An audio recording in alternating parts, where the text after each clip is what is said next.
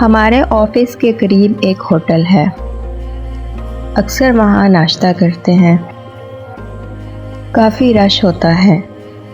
میں نے کافی دفعہ مشاہدہ کیا کہ ایک شخص آتا ہے اور کھانا کھا کر بھیڑ کا فائدہ اٹھا کر چپکے سے پیسے دیے بغیر ہی نکل جاتا ہے۔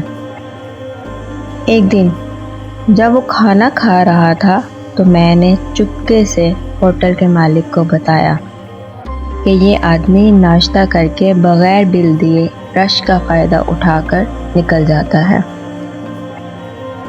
آج اس کو رنگے ہاتھوں پکڑو۔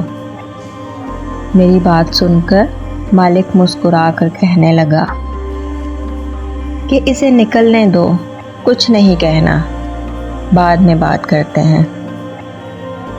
حسب معمول وہ بھائی ناشتہ کرنے کے بعد ادھر ادھر دیکھتا ہوا جھانسا دے کر چپکے سے نکل گیا۔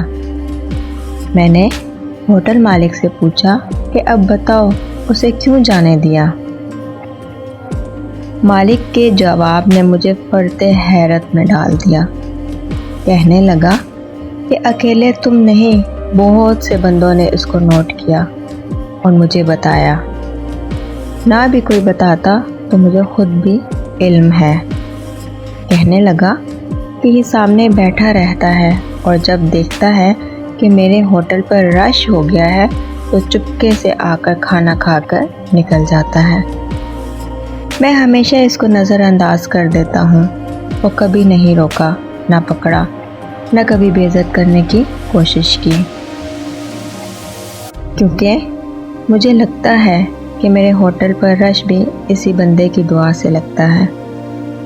یہ سامنے بیٹھ کر دعا کرتا ہوگا کہ یا اللہ اس ہوٹل پہ رش ہو تو میں اپنی کارروائی ڈال کر نکلوں۔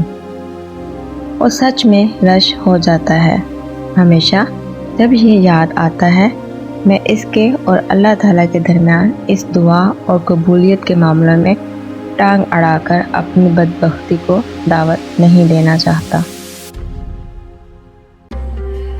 یہ میری طرف سے نظر انداز ہی ہوتا رہے گا اور ہمیشہ ایسے کھانے کھاتا رہے گا، تو میں کبھی اس کو پکڑ کر بے عزت نہیں کروں گا۔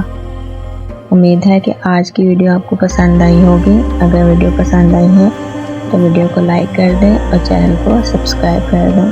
Thanks for watching.